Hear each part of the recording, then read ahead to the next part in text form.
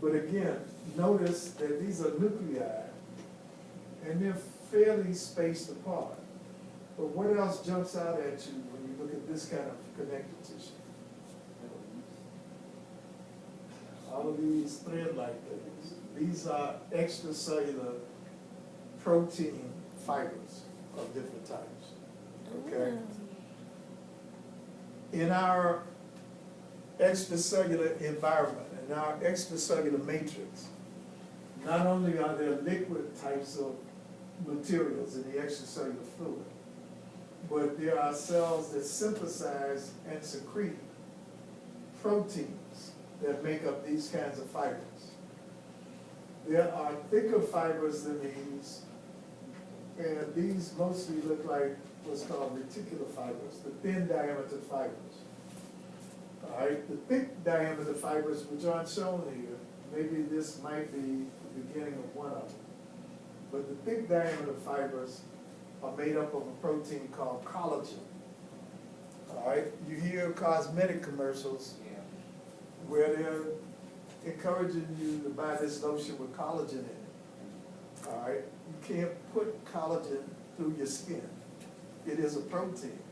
The way the collagen gets there, and the way that elastic tissue gets there, elastic fibers get there, is you have to eat something. The cells have to synthesize these proteins and secrete it. That's how it gets there. These don't come through the skin, through cosmetics.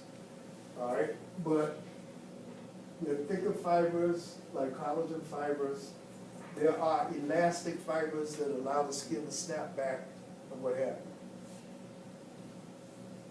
you. The connective tissue layer will be below the basement membrane.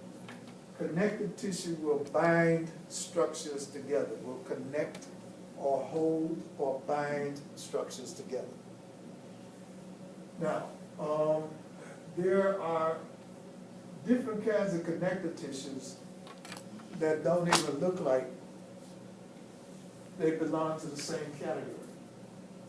All right, here are two types of, well, you see three types, but let's deal with the adult connective tissues. This type of connective tissue looks like it has nothing in common with these. In fact, these don't even look like connective tissue. So what I like to do with these things is just name it according to what comes to your mind first. What does this look like? What does this look like?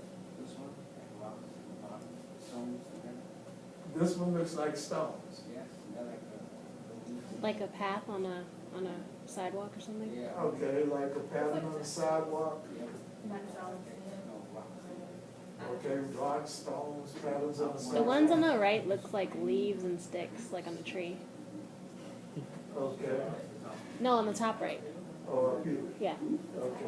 Yeah.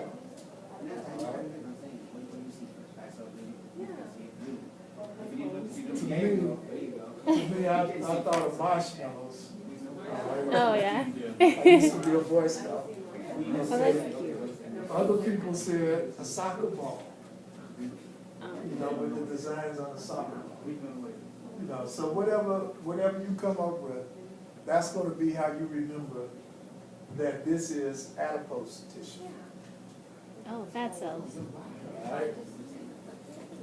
Adipose tissue is so specialized to do what it does. And what it does is it stores lipids, it stores fats and oils. The whole cell is dedicated to doing that. And so all of the contents, most of the contents, including the nucleus, have been pushed out toward the periphery of the cell, just inside of the cell membrane. And so all of this space then would be lipids. The reason that the body has special cells to store lipids is because lipids cannot be stored by dissolving in water. Of all of the different molecules that we studied, the amino acids, the proteins, fatty acids, glycerol, sugars, and starches, all of those are water soluble. And so they can be stored in the watery cytoplasmic matrix of a cell. But when it comes to lipids, they are not water soluble. And so they have to have their own cell to be stored in, and that's what an adipose cell is, okay? Is that what causes the hydration in the skin? Is that what causes, The hydration in the skin to be able to hydrate or? actually, I don't know if they're describing the skin being more hydrated, is because there's more lipids coming out. Sometimes you have everyday people who are not scientists describing what happens, you know, cosmetic salespeople, you know, saying, okay, I see the skin swell up, so it must be water, you know, not necessarily so, you know. The oils could do just the same. In fact, after you put lotion on, lotion will get dissolved in the skin, okay? Because Could be adipose tissue? because there's adipose tissue deeper, and I guess not as much water in the extracellular fluid. And so things like steroid hormones, like estrogen, progesterone, testosterone, those are lipids, and they will easily dissolve into the skin because the skin dissolves lipids. So anything lipid soluble in smaller size can diffuse into the skin, get into the body system. And, you know,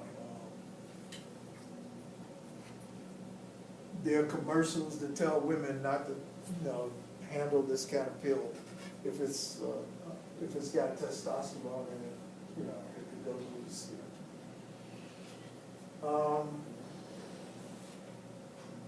Maybe Mars from a distance, or spider webs, I don't know, whatever you call it.